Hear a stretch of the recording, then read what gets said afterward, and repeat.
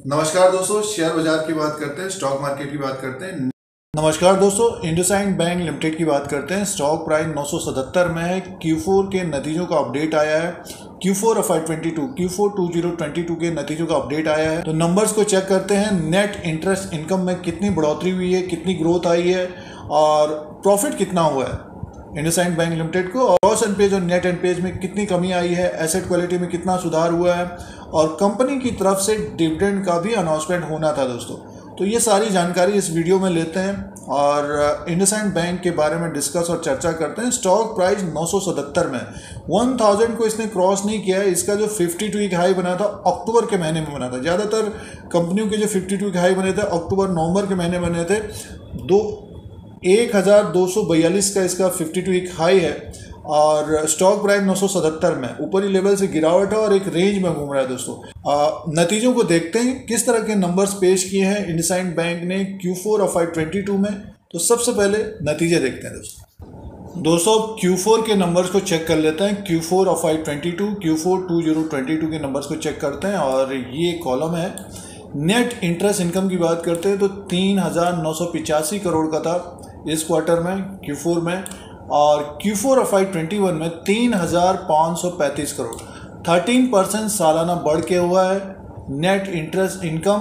और Q3 of 2022 में 3793 करोड़ का था, 5% की बढ़ोतरी हुई है दोस्तों। 5% गेन हुआ है क्वार्टर एंड क्वार्टर के हिसाब से भी और सालाना भी 13% सालाना गेन हुआ है। अदर इनकम को प्लस करके देखते हैं तो देखिए अदर इनकम को प्लस करके देखते हैं। टोटल इनकम 5890 करोड़ का है इंडसइंड बैंक का Q4 में, और टोटल इनकम Q4 ऑफ 2021 में 5315 करोड़ का 5315 करोड़ का है। 11% अप है सालाना ईयर ऑन ईयर, और 5670 करोड़ का Q3 ऑफ 2022 में था, 4% अप है दोस्तों। टोटल इनकम में भी बढ़ोतरी रही है, 11% अप है सालाना और 4% अप है क्वार्टर एंड क्वार्टर के हिसाब से। 5890 करोड़ का टोटल इनकम है। आगे की तरफ चलते हैं। ऑपरेटिंग प्रॉफिट की बात करते हैं। 3381 करोड़ का है इस क्वार्टर में, 3129 करोड़ का साल भर पहले था। 8% की ग्रोथ हुई है और क्वार्टर एंड क्वार्टर के हिसाब से 2% की ग्रोथ है। 3300 करोड़ का था Q3 ऑफ 2022 में ऑपरेटिंग प्रॉफिट। और प्रोविजन की बात कर लेते हैं। और प्रोविजन की बात करते हैं तो देखिए प्रोविजन 1464 करोड़ का है और एक साल पहले 1866 करोड़ का था। 22% माइनस है प्रोविजन, 1464 करोड़ का हुआ है, कम किया है प्रोविजन। और Q3 में 1654 करोड़ का था, माइनस है ये 12%। तो प्रोविजन कम हुआ है इस क्वार्टर में इंडसइंड बैंक का 1464 करोड़ का। और प्रॉफिट बिफोर टैक्स की बात करते हैं तो देखिए 1919 करोड़ का है प्रॉफिट बिफोर टैक्स, और 1263 करोड़ का था एक साल पहले। 52% अप है। और Q3 में 1658 करोड़ का है दोस्तों, और 16% अप है। सीधे से प्रॉफिट आफ्टर टैक्स की बात करते हैं तो 1401 करोड़ का हुआ है इंडसइंड बैंक को प्रॉफिट।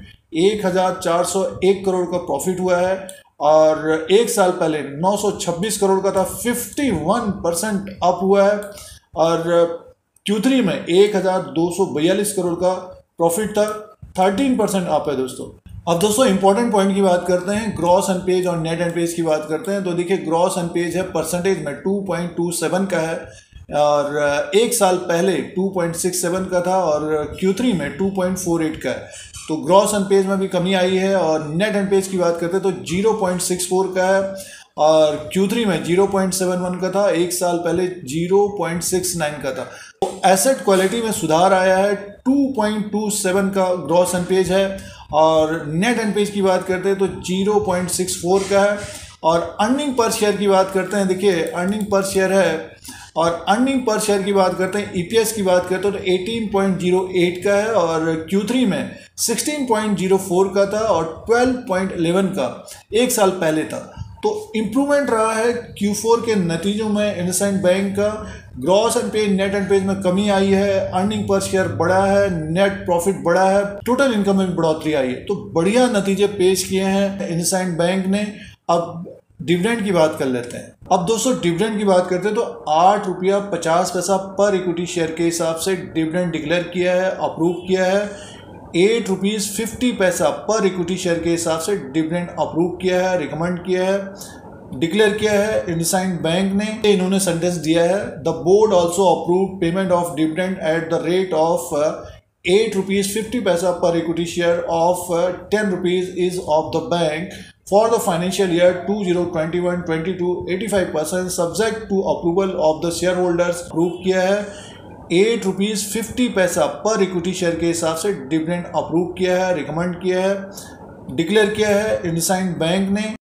अब दोस्तों शेयर प्राइस के अनुसार बात करते हैं तो 977 में स्टॉक प्राइस है इंडसइंड बैंक लिमिटेड का और इसका जो 52 वीक हाई है 1242 पे है दोस्तों और एक रेंज में घूम रहा है ये। पिछले दिसंबर की बात करते हैं तो देखिए स्टॉक प्राइस नीचे की तरफ था 846 से ऊपर की तरफ 980 1000 के बीच घूम रहा है दोस्तों।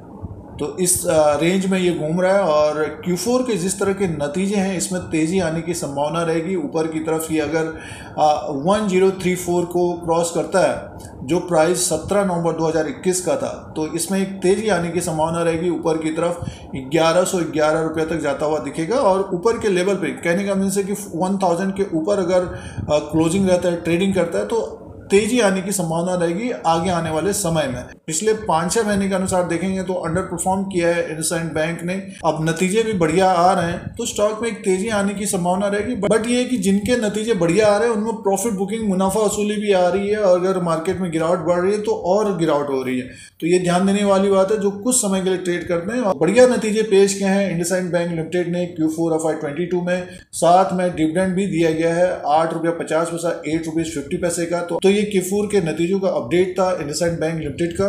वीडियो आपके मतलब का है तो लाइक का बटन दबाएं। शेयर बाजार से जुड़े रहने के लिए, स्टॉक मार्केट से जुड़े रहने के लिए, जानकारी के लिए सब्सक्राइब और बेल आइकन को प्रेस करें। धन्यवाद।